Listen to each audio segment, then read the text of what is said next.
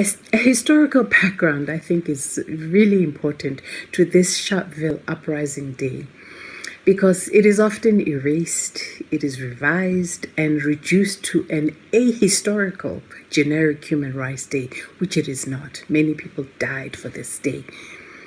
Imagine, as an adult, having to report your every move, living in a community where your every step is monitored, having to ask authorities even to visit a friend. Imagine being incarcerated in your own community, not being able to cross the road just into the next suburb. Those were truly trying times.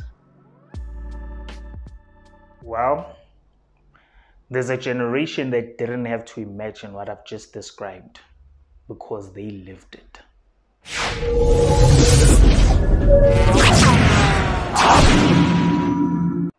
I made a video on the 21st of March 2019. It was about, what does Human Rights Day mean to you? So I just wanted to follow a different perspective. During apartheid, I was fairly young because I was born in 1988, right? And at that time, it was sort of dying down a bit. And so I wasn't exposed as much to the apartheid regime. God bless me, and all those that came during our particular time, I never published it. And to be honest, I'm glad I didn't. Because now I truly put in the work and effort into researching what this day was all about.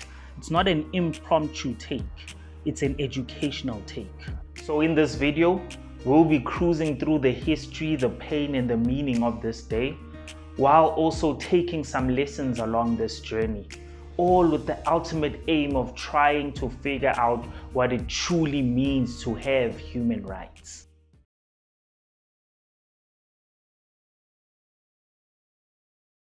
The Khoi son saying, if you don't know where you come from, you don't know where you're going. If we do not know the sacrifices of Sharpeville, we cannot appreciate where we're going to. We celebrate and commemorate Human Rights Day on the 21st of March every year. We've done this since 1994, now 28 years. But if I were to ask you this, have you ever sat, researched, tried to be inquisitive enough and curious enough to discover why? Why have we done so? If you haven't, then stick around, because lucky for you, you pressed on this video. We'll go on a journey to discover a few things around it, starting with a quick summary is that Human Rights Day in South Africa is historically linked with 21 March 1960, where a peaceful protest was held, yet led to an atrocity. 69 people dying, 180 people wounded, when police fired on a peaceful crowd of between 5,000 to 7,000 people that had gathered in protest against the past laws. It's a sad reality. A peaceful crowd marching for the right to not carry these passes, marching for the right freedom of movement, marching for the right of the African and Black child. In 1948, the Nationalist Party came to power in South Africa and formalized segregation in a succession of laws that gave the government control over the movement of Black people in urban areas. The Native Laws Amendment Act of 1952 narrowed the definition of blacks with permanent residence in towns and cities. Legally, no black person could move from a rural area to an urban one without first getting a permit from the local authorities.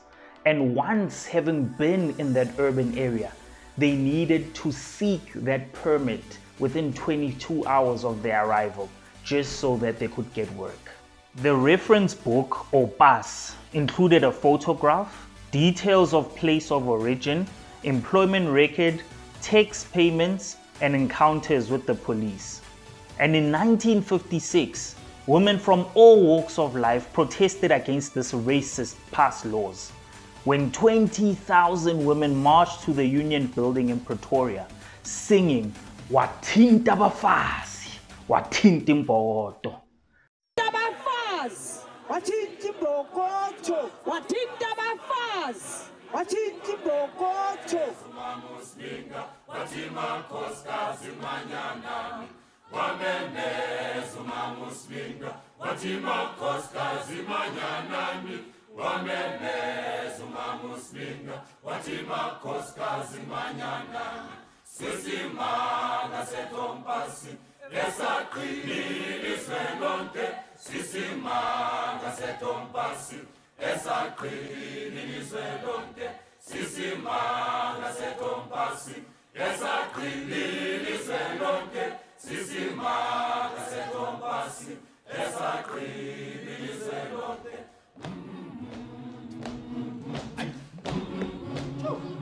Translated to mean, you strike a woman, you strike a rock.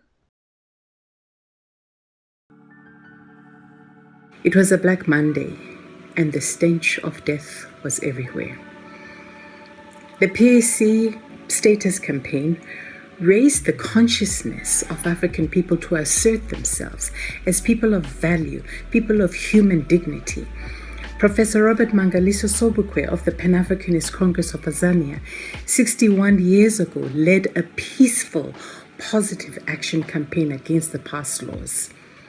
Black men gathered at Sharpeville without passes and presented themselves for arrest. The order was given to disperse. I can only imagine being in that crowd. Police horns thumping, you can see the weapons, but you aren't afraid. Unfortunately though, the police opened fire on the crowd of men, women, and children. Following this Sharpeville massacre, a number of black political movements were banned by the nationalist government, but the resistance movement continued to operate underground. In Sharpeville, 20,000 people came. In Langa, 30,000 people came. And then on the 30th of March, another 60,000 people came out demanding the release of those who had been arrested during the positive action campaign. And in sentencing the PAC leaders, the magistrate said not only was it your objective to fill the jails, but you intended to paralyze trade, industry, and the economy of the country in order to force the government to change its laws. Indeed, in one day, the stock exchange fell by 600 million pounds. This positive action campaign had the ability to bring about the liberation of the African people in that one day. If it wasn't for the rescue of the US banks to the tune of $300 million, we would be liberated much, much earlier than 1994. In response to the magistrate, Sobukwe said, amongst many things, we believe in one race only, the human race, to which we all belong. The history of that race is a long struggle against all restrictions, physical, economic, and spiritual. Without it, the apartheid and colonial regime would never have been exposed, nor would this struggle have been internationalized. Many people lost their lives, unfortunately, not only in Sharpeville, but also in Langa Township within the Western Cape. It was a tragedy, a travesty. It was unbelievable. Robert Sobukwe would then be incarcerated for 3 years and then indefinitely, or at least the clause had stated that he'd then be indefinitely incarcerated. So they moved him to Robben Island, where he spent 6 years in isolation. The prisoners knew of him, and some were lucky enough to at least see him at a distance. And he would read and listen to music and pass the day as constructively as possible. He fought against the despair, obviously. What eventually happened, he'd been on the island for 6 years in these quite terrible circumstances, never knowing when he was going to come out. Could have gone on indefinitely. And it began to erode him. And there was clearly something wrong. And I think the government suddenly realized that they had a problem on their hands. and they dumped him, quick as a flash. Put him into banishment in Kimberley. Banished to the township of 𝐔𝐬𝐲𝐜, outside Kimberley on the 14th of May 1969, under house arrest and constant surveillance, Sobukwe was able to establish roots, settle down with his family, and study law. It's a sad story. He then later passed at the age of 53. Now in the modern era, when South Africa held its first democratic election, with Nelson Mandela elected as its first democratic president, 21 March Human Rights Day was officially proclaimed a public holiday. On Human Rights Day, South Africans are asked to reflect on their rights, to protect their rights and the rights of all people from violation, irrespective of race, gender, religion, sexual orientation, whether they are foreign, national or not. Human rights apply to everyone equally. We must remain vigilant and report any types of cruelty, such as human trafficking, child labor, forced labor, and violence against women, children, and the aged, as well as other vulnerable groupings of people. As we journey on in this endeavor, let's actually find out what some ordinary South Africans have to say and what they think about the current status quo as far as human rights are concerned. Let's put into the mix a few of the politicians and hear what they have to say. Then, if you don't mind staying some more, let's listen to some community activists on the ground pushing their operations towards equal human rights for all.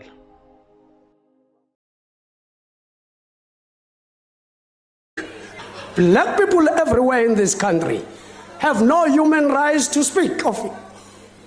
It is black people who stay in the infested and flea-ridden What I know about human rights is that we all have them and we benefit from them from the day that we're born, and we are entitled to these rights merely because we are humans.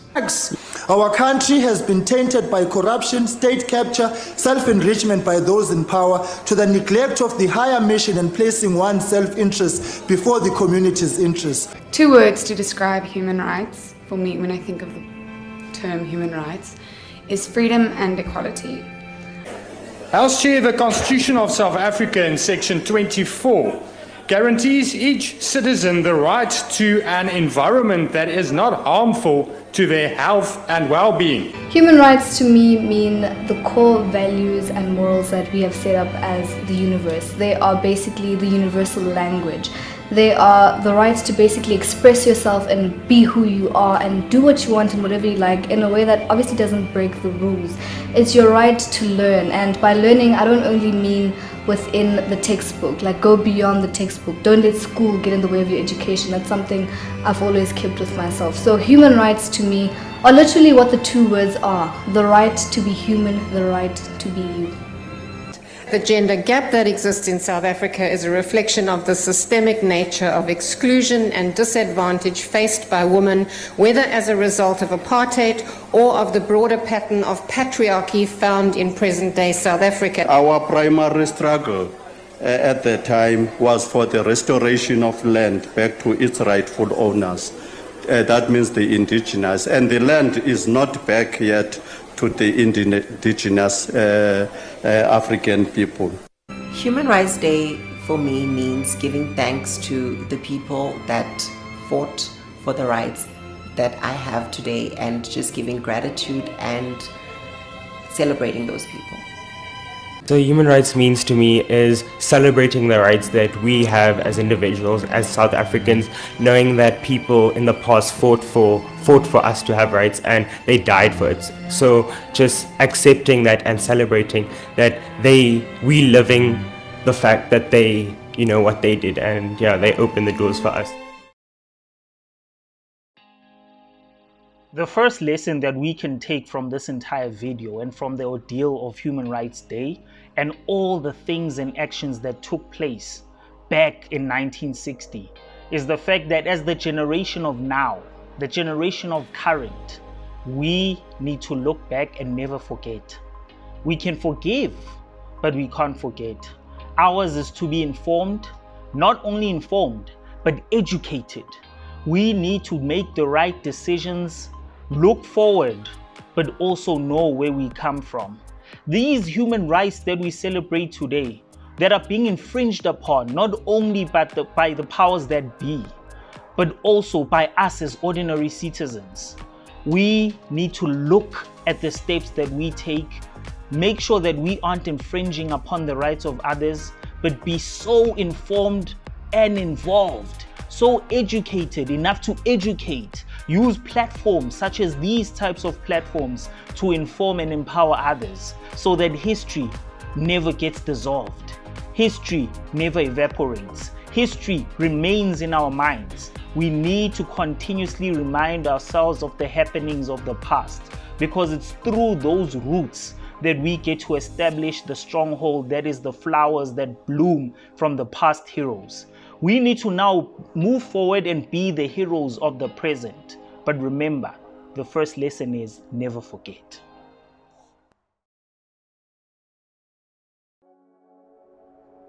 The next lesson is this: build within your gifts, skill sets, and potential. A lot of us have the potential to lead. A lot of us have the potential to express ourselves enough so that our voices speak volumes, bring about change, and actually make a difference. Helping those that think that their human rights mean nothing actually believe in themselves enough and accept that they too have human rights equally as per the Constitution. So use those gifts and potential so that others actually learn and build from them. We have so much leadership capacity and potential in this country of South Africa and beyond. In politics, in education, in community activism, in the unlocking of minds on different platforms. DJ Sbu, Nicolette Mashile, Emmanuel Sebunoko, Tshepo Moseidi, God Penyo or Penyol Mlojwa, Ntlantla Lax, McG, Sol Penduka. I can go on and on. Tusombedu. There's so many people with so much potential who are making a difference and showing that it's possible. But for them to do that, it's through the expression of those that came before us. Our human rights are a gift, so we need to enjoy them. We need to embrace them. We need to share them, and we need to grow them so that the next generation actually benefits from us. Well, the key thing is for collaboration towards the overall goal. Human rights may be there on paper in theory, but a lot of work has to be done on the ground. A lot of foot soldiers are there day to day. They are being punished for exercising their rights. There are still pockets of racism here and there in society. It's sad, I know, but it's a reality. It's there, it exists. So we have to collaborate. We have to work together. We have to collaborate, and we have to go against the plight of human rights as far as it concerns not only ordinary South Africans, not only ordinary citizens, but the common person in the street corner. Everyone has to get involved. You have to play your part. I have to play my part. You have to report the ills that exist. Government has to give sufficient budgets to commissions such as the Human Rights Commission. We've come a long way. We're positive. We think that we can still push the human rights agenda. But again, and I think it's Horsey that mentioned it, that we can't have Chapter 9 institutions that's underfunded and do not have all the capacity to make sure that we fight for the realization of people's rights. And they themselves have to execute accordingly in terms of their functions and scope, because they are a Chapter 9 institution. So we need to collaborate and work together, fight together, not against one another. not pulling in different directions, but actually understanding the law, knowing my brother is my brother, my sister is my sister, but in protection of my land, my family, my community, and those that are close to me. We have to actively participate on this journey of bringing South Africa into a positive landscape. Transformation was never easy. Transformation was always going to be a journey. So the actions that took place in 1960 on the 21st of March truly helped not only change the status quo, but transform the way the world viewed South Africa. Now that the baton has been passed to us, we need to then transform the current status quo. No one else, unfortunately, is going to do it for us. It is up to us. Transformation is a cumbersome, a treacherous, a long journey. A journey that needs involvement. A journey that involves you and I. It starts with you and I at the end of the day. It starts with you and I at the end of the day. So this journey towards transformation needs a few things, a few pillars, a few strongholds. One is that we must work in unison on this journey. Two, we must listen to each other because we all have pains and challenges that we haven't overcome and that we need to overcome ultimately. Three, we need to have that open dialogue that doesn't end in dialogue, but actually changes into action, practical, pragmatic steps that will lead to a change. Transformation in this generation means power economically, influence economically. It means the young taking leadership. It means the young using their platforms and their voices and their talents and gifts and skill sets to actually change the mindsets. In fact, transform the mindsets of society. We as the young need to look past our challenges, but not blindly so. Look past them by actually taking action so that that status quo transforms and changes for the better. So lesson number 4, let us transform and look at the journey of transformation as one that is necessary. Of course, there wouldn't be a lesson on this channel that doesn't involve you spreading the word, spreading the message, sharing. Whilst we're on that subject, how about you like, subscribe, then actually share. Press the notification bell because this is an empowerment and educational channel that dwells on various subjects, gives you the necessary tools, gives you the necessary education and information, and informs you on how to become the best version of ourselves. Think about it. When I say it starts with you, and that it starts with you, the you applies to everyone, that culminating cyclic spiraling effect will then snowball and spread to other people. But it starts with you sharing, building with us, and making sure that you embrace your human rights while embracing the human rights of others. Because the truth is, for human rights to truly mean something, and for them to be passed down and to be sustainable, then we need to be reminded of who we're living right for. Who do we want their rights to really be meaningful and mean something? And the truth is, it's for this next generation. We're not doing it for us. It's too late for us. The generation of Steve Biko and the ones that were leading the journey with him, they did it for us. So we need to carry the baton forward and pass it on so that our angels, our young kings and queens, princesses and princes can actually enjoy it. Cheers, guys. It starts with You Network!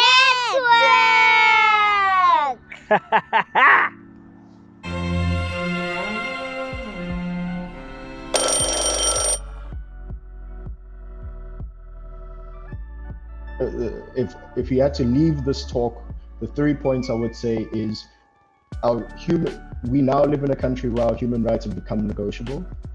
That, for me, that has now become extremely apparent. We live in a country where too many people sleepwalk through the injustices and they need to wake up. And I think we need to be brave enough to ask the tough questions of, if our constitution as it stands is not capable of defending us the way we imagined that it would, then we need to have the tough conversation of what institutions can we change and rework in order to make sure those protections are entrenched. Thank you so much.